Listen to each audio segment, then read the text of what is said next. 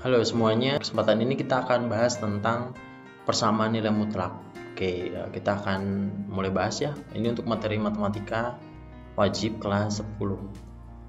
Oke, yang pertama kita akan bahas dulu ya, untuk KD-nya itu apa sih? Nah, ini adalah KD-nya ya.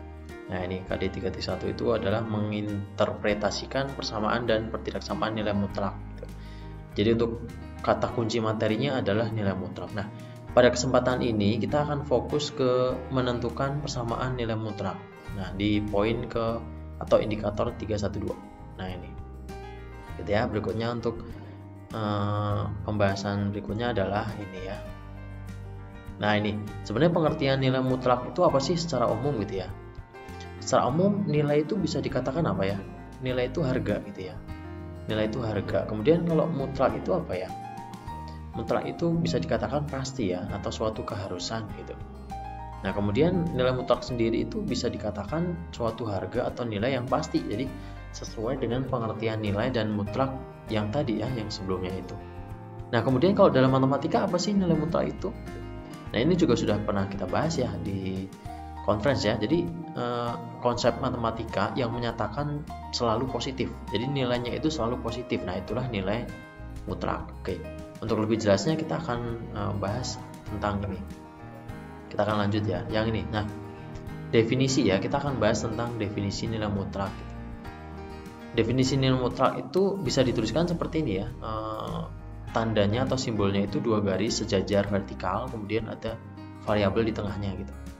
Nah, nilai mutlak X ini itu akan memiliki dua nilai ya. Satu bernilai X itu jika si X-nya ini positif. Nah, ini lambangnya ya. Kemudian akan bernilai min X kalau X-nya negatif. Ini harusnya kurang dari 0 ya. Ini kurang dari 0. Karena tidak sama dengan 0 ya. Kalau sama dengan 0 berarti masuk yang nilai X ke atas. Baik, untuk contohnya ini ya. Contohnya ini ada nomor 1 itu nilai mutlak dari 2 adalah 2. Kemudian nilai mutlak dari min 5 adalah 5. Kemudian nilai mutlak dari X min 2. Nah, ini sudah ada variabel ya. Itu akan bernilai 2 ya. Yang pertama ini X min 2. Yang kedua ini min X min dalam kurung X min 2. Itu untuk syarat apa? Kalau X min 2 itu terjadi atau untuk X-nya lebih besar sama dengan 0. Tapi kalau ditambahkan min di sini, di depan ini, itu untuk X-nya kurang dari 0. Oke, itu untuk definisi nilai mutlak ya. Kemudian untuk grafiknya. Grafik nanti kita akan pelajari lebih lanjut lagi ya. Jadi untuk grafik ini ada dua juga ya. Nanti gambar grafiknya itu ada dua. Yang satu untuk yang positif, yang satu untuk yang negatif gitu. Jadi nanti gambarnya kurang lebih seperti ini ya. Nah, gini. Bentuknya V gitu ya. V. Oke, kita lanjutkan sekarang ke materi prasyarat ya. Nah, untuk mempelajari persamaan nilai mutlak kalian harus tahu ini dulu gitu ya, atau prasyarat dulu, materi prasyarat gitu. Yaitu persamaan linear ya. Persamaan linear itu sudah dibahas di SMP. Di SMP juga pernah ya.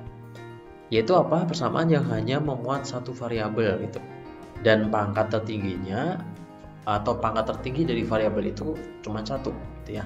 Karena kalau dua jadinya bentuk kuadrat ya.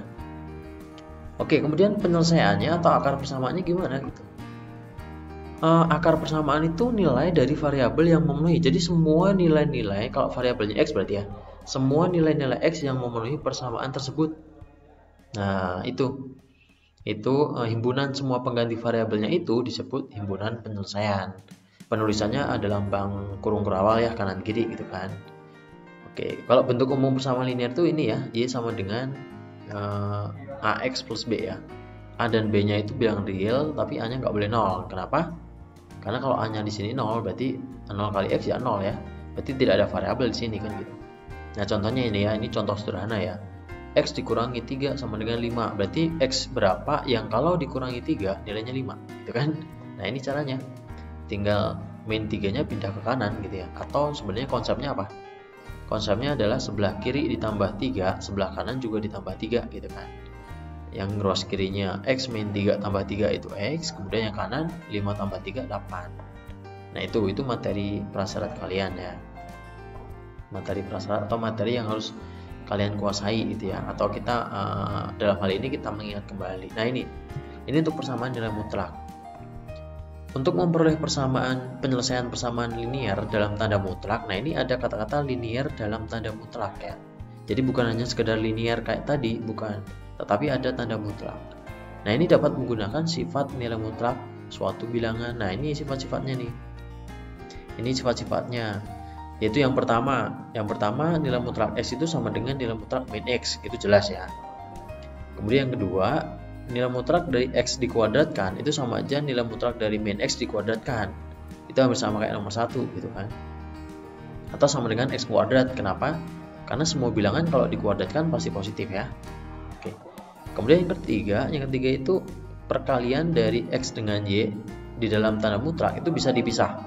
Jadi nilai mutlak X sama nilai mutlak Y. Oke. Kemudian yang keempat itu kalau pembagian ya. Kalau nomor 3 itu perkalian, kalau nomor 4 pembagian, itu sama. Nilai mutlak X dibagi nilai mutlak Y.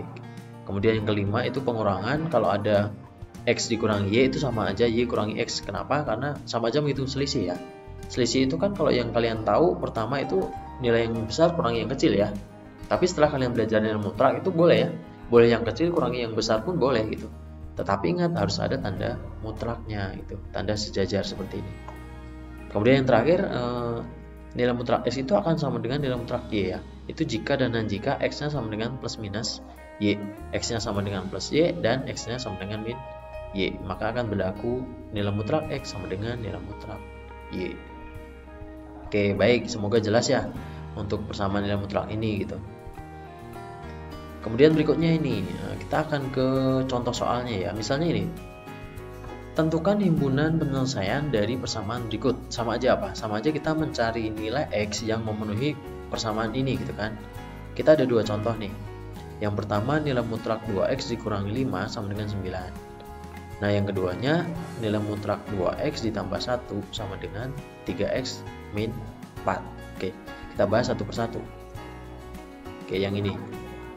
Kita bahas yang ini ya. Untuk yang nomor 1 tadi. Nah, kita ingat definisi ya. Definisinya itu nilai mutlak X itu ada dua ya. Jawaban yaitu X sama min X. Nah, berarti di sini itu ada X. X ini berarti 9 plus ya. Kemudian min X berarti min 9. Nah, ini anggap ini sebuah X ya. Kalau dalam definisi atau rumus umumnya itu X berarti ini positif, yang satu negatif. Nah, tinggal kita kerjakan aja, kita hilangkan tanda mutlaknya. 2X min 5 sama dengan 9. Maka 2X sama dengan 9 ditambah 5. Min 5-nya pindah ke kanan gitu kan. 2X sama dengan 14, maka X-nya 7. Oke, kita dapat 1X, kita simpan dulu. Kemudian yang kedua ini. Kedua yang negatif ya. 2X dikurangi 5 sama dengan min 9. 2X sama dengan berarti min 5-nya pindah ke kanan, berarti min 9 tambah 5, berarti 2X-nya min 4 ya. Berarti X-nya sama dengan min 2. Oke, kita udah dapat 2X nih. Ini 1, ini 2. Tetapi setelah mendapatkan X ini, kita harus menguji dulu ya, rekan-rekan semuanya. Kita harus menguji dulu. Kita uji satu persatu nih. Sekarang untuk X-nya 7.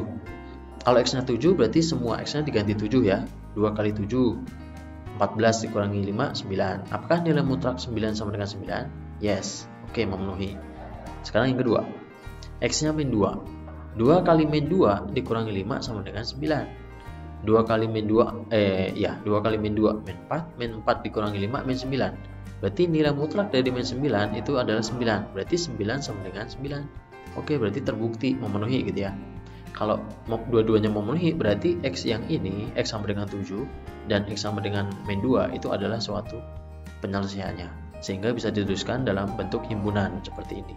Untuk tanya jawab kita akan lakukan di forum Classroom ya. Kita akan chat, nanti Pak Alex akan standby 2 jam di situ ya. Akan standby 2 jam selama kita pembelajaran ya, mulai jam 11. Jadi silahkan boleh ditanyakan untuk hal yang belum jelasnya. Kemudian kalian nanti akan Pak Alex minta tolong untuk mengerjakan latihan. Nah, ini kalian boleh berdiskusi ya, tetapi lewat conference ya, jangan langsung datang ke rumah temannya ya. Nah, ini silahkan ada 5 soal ini silahkan diselesaikan. Nah, kalau nggak bisa ada pertanyaan nanti boleh silahkan tanyakan lewat chat. Oke, baik, itu anak-anak untuk pembahasan Pak Alex untuk materi hari ini ya. Untuk pembahasan materi hari ini kita bertemu lagi di forum chat Google Classroom hari ini. Oke, semuanya tetap semangat, Tuhan berkati kalian semua.